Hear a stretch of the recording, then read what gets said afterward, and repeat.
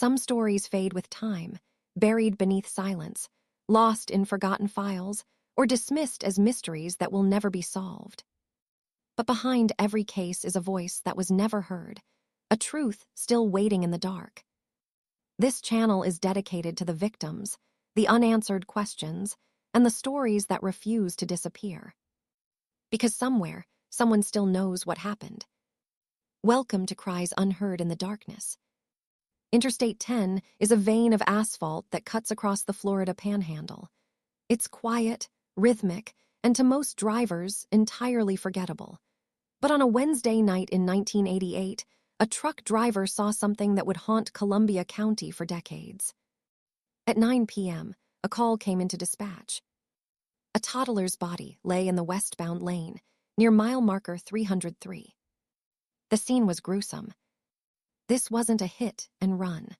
The patterns on the pavement told a different story, one of a child thrown from a vehicle moving at high speed. For 24 hours, she was just Jane Doe, a nameless child in a cold room. But as investigators in Lake City were trying to identify her, a family in a nearby apartment was realizing their worst nightmare had just begun. The next day, the silence broke. A missing persons report was filed for 23-year-old Detra McGuire and her toddler, Roshanda. When the family saw the photos from the highway, the Jane Doe finally had a name. It was Roshanda. But where was Detra? To understand that night, we have to look at the McGuire home. Detra had an older child who had been at a local fair with a relative while her mother and sister were home. When she returned to the apartment to grab clothes, the door was locked. A neighbor told her, "Nobody's home, they all left." That neighbor's comment is the last breadcrumb in a trail that went cold almost instantly. Every investigation starts with the inner circle. Detectives turned to Detra's live-in boyfriend. He claimed Detra and Roshanda had simply gone to the store. He told police he stayed behind, went to bed and fell asleep. He was the last person to admit to seeing them alive, but his story had holes that a polygraph couldn't fix. Sergeant Joshua Green, who recently reopened the binders on this case, confirmed a chilling detail. The boyfriend sat for a lie detector test. He didn't just struggle, he failed.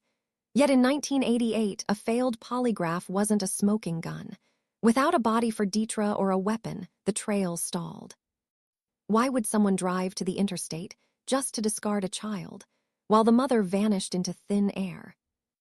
Was Detra already gone before the car even reached the highway? Police didn't stop at the boyfriend.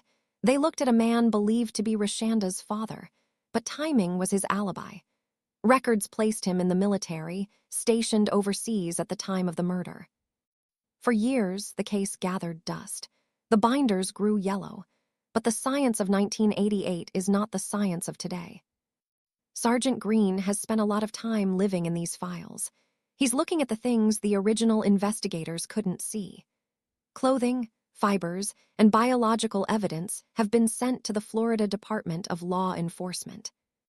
We are currently in the waiting window, that tense period where DNA technology might finally speak for those who were silenced. Somewhere, someone is carrying a secret. Maybe it's a neighbor who saw a car leave the apartment complex at an odd hour. Maybe it's someone who heard a confession whispered in confidence so many years ago. Detra McGuire has been missing for over 3 decades. Roshanda never got to grow up.